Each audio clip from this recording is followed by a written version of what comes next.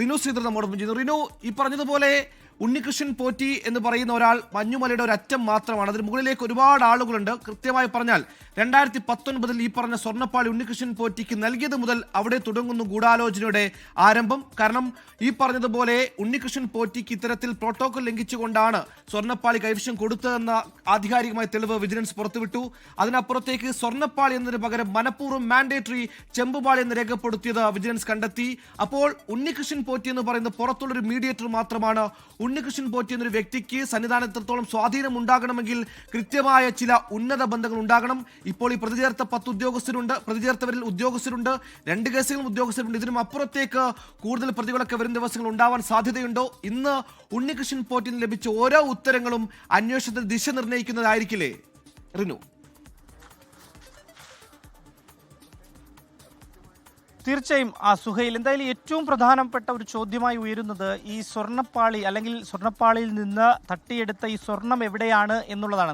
നിലവിൽ ഈ സ്വർണം ആരും കൈക്കലാക്കിയിട്ടില്ല എന്നുള്ളതാണ്, ആരുടെ പക്കലുണ്ട്, അതാണ് ഏറ്റവും പ്രധാനമായി അന്വേഷണ സംഘത്തിന് കണ്ടെത്തേണ്ടതായിട്ട് ഉള്ളത്. ഈ സ്വർണം എവിടെ എന്നുള്ളത്, അത് കൽപേഷിന്റെ കയ്യിൽ നൽകി എന്നുള്ളതാണ് നിലവിൽ ഉണ്ണികൃഷ്ണൻ പോറ്റി അന്വേഷണ സംഘത്തിന് മുന്നിൽ നൽകിയിരിക്കുന്ന ആ വിവരം. ഒപ്പം സുഹൈൽ സൂചിപ്പിച്ചതുപോലെ തന്നെ 2019 ഈ സ്വർണം കൊണ്ടുപോയതിനു ശേഷം 39 ദിവസം ഈ സ്വർണം പാളി, ശബരിമലയിലെ സ്വർണ്ണപ്പാളിയും സ്വർണ്ണ കട്ടളയടക്കം ഇതെവിടെയെല്ലാം സഞ്ചരിച്ചു എന്നടക്കമുള്ള നിർണായകമായിട്ടുള്ള കാര്യങ്ങൾ.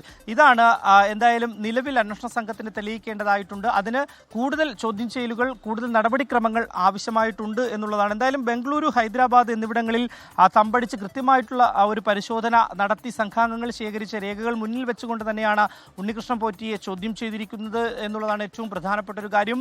ആ ചോദ്യം ചെയ്യലിൽ നിർണായകമായിട്ടുള്ള വിവരങ്ങൾ അന്വേഷണ സംഘത്തിന് ലഭ്യമാവുകയും ചെയ്തിട്ടുണ്ട്. ആ വിവരങ്ങളുടെ അടിസ്ഥാനത്തിലായിരിക്കും ഇനി തുടർ നടപടികൾ സ്വീകരിക്കുക. എന്തായാലും ദ്വാരപാലക ശില്പത്തിലെ പാളികളുമായി ശബരിമലയിൽ നിന്ന് ചെന്നൈയിലെ സ്മാർട്ട് ക്രിയേഷൻസിലേക്കുള്ള ഉണ്ണികൃഷ്ണൻ പോറ്റിയുടെ 39 ദിവസത്തെ സഞ്ചാരത്തിന്റെ ആ ഒരു രീതി, അല്ലെങ്കിൽ ആ സഞ്ചാരം എവിടെയൊക്കെയായിരുന്നു, 39 ദിവസം ഈ സ്വർണം എവിടെയായിരുന്നു എന്നുള്ളതാണ് ഏറ്റവും പ്രധാനമായി ഉയരുന്നത്.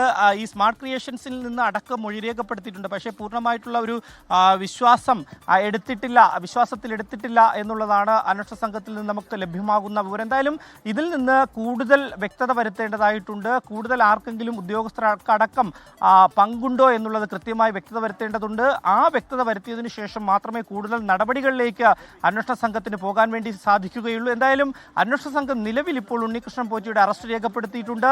കൂടുതൽ അറസ്റ്റും കൂടുതൽ ചോദ്യം ചെയ്യലുകളും കൂടുതൽ നടപടിക്രമങ്ങളും ഉണ്ടാകും ഈ കേസുമായി ബന്ധപ്പെട്ടുകൊണ്ട് എന്നുള്ളതാണ് ഏറ്റവും പ്രധാനപ്പെട്ട ഒരു കാര്യം. അല്പസമയത്തിനകം തന്നെ ഞാൻ നേരത്തെ സൂചിപ്പിച്ചതുപോലെ തന്നെ SP ശശിധരൻ ഇവിടേക്ക് എത്തിയതിനു ശേഷമായിരിക്കും ഞാൻ സൂചിപ്പിച്ചതുപോലെ ഇദ്ദേഹത്തെ ഈ പത്തനംതിട്ടയിലേക്ക് കൊണ്ടുപോകുന്ന കാര്യം ഉൾപ്പെടെ തീരുമാനിക്കൂ എന്നുള്ളതാണ്. എന്തായാലും നിലവിൽ ഇപ്പോഴും തിരുവനന്തപുരം ഈഞ്ചക്കലിലെ ഓഫീസിൽ ഇപ്പോഴും അദ്ദേഹത്തെ ചോദ്യം ചെയ്തുകൊണ്ടിരിക്കുകയാണ്.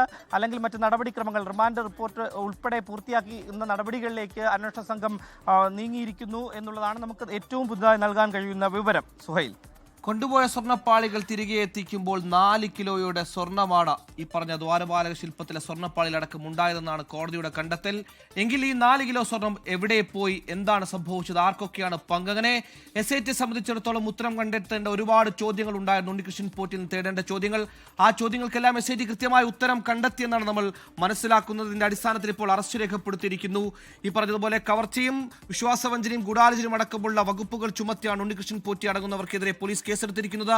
2019 ജൂലൈയിൽ ശബരിമലയിൽ നിന്ന് കൊണ്ടുപോകുന്ന സ്വർണ്ണപ്പാളി 39 ദിവസത്തിന് ശേഷമാണ് ചെന്നൈയിലെ സ്മാർട്ട് ക്രിയേഷൻസിൽ എത്തുന്നത്. ഇത്രയും ദിവസം സ്വർണ്ണപ്പാളികൾ എവിടെയൊക്കെ പോയി? ഇനിയിപ്പോൾ സ്മാർട്ട് ക്രിയേഷനിൽ ഈ സ്വർണ്ണപ്പാളി എത്തിയാൽ തന്നെ അതേ സ്വർണ്ണപ്പാളി തന്നെയാണോ തിരിച്ചെത്തിയതെന്ന ചോദ്യം ബാക്കിയാണ്. അവിടെയും SIT കൃത്യമായ ചില സംശയങ്ങളുണ്ട്. സ്വർണ്ണപ്പാളി തന്നെ ആകെ മാറ്റിയോ അതോ കൊണ്ടെത്തിച്ച് സ്വർണ്ണപ്പാളിൽ വീണ്ടും സ്വർണം പൂശുകയാണോ എന്നതാണ് ഏറ്റവും പ്രധാനപ്പെട്ട സംശയം. സ്മാർട്ട് ക്രിയേഷൻ ഇതിൽ വൈരുദ്ധ്യപരമായ വിശദീകരണമാണ്, വൈരുദ്ധ്യം നിറഞ്ഞ മൊഴികളാണ് SITക്ക് നൽകിയിരിക്കുന്നത്.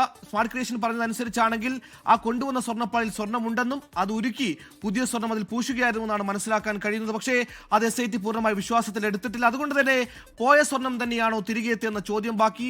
ഒപ്പം ഒരുപാട് പേർ, ഒരുപാട് അവതാരങ്ങൾ ഇതിന്റെ പിന്നിലുണ്ടോ എന്നടക്കമുള്ള സംശയങ്ങൾ SITയുടെ മുന്നിലുണ്ട്. എന്തായാലും ഏറ്റവും നിർണായകമായ നടപടിയാണ്, ഏറ്റവും നിർണായകമായ ഒരു അന്വേഷണ പുരോഗതിയാണ് ഇപ്പോൾ ഈ കേസിൽ ഉണ്ടായിരിക്കുന്നത്. ഇരു കേസുകളിലും ദ്വാരപാലക ശില്പത്തിലെ സ്വർണ്ണപ്പാളി മോഷണ കേസിലും അതേപോലെ തന്നെ കട്ടിലപ്പാളിയിലെ സ്വർണ്ണം മോഷ്ടിച്ച കേസിലും 2 FIRകൾ എഫ്ഐആറുകളാണ് SIT രജിസ്റ്റർ ചെയ്തിരുന്നത്. ഈ 2 എഫ്ഐആറുകളിലും ഒന്നാം പ്രതിയെ ഉണ്ണികൃഷ്ണൻ പോറ്റിയെ അറസ്റ്റ് ചെയ്തിരിക്കുന്ന ഏറ്റവും പ്രധാനപ്പെട്ട വാർത്തയാണ് വരുന്നത്.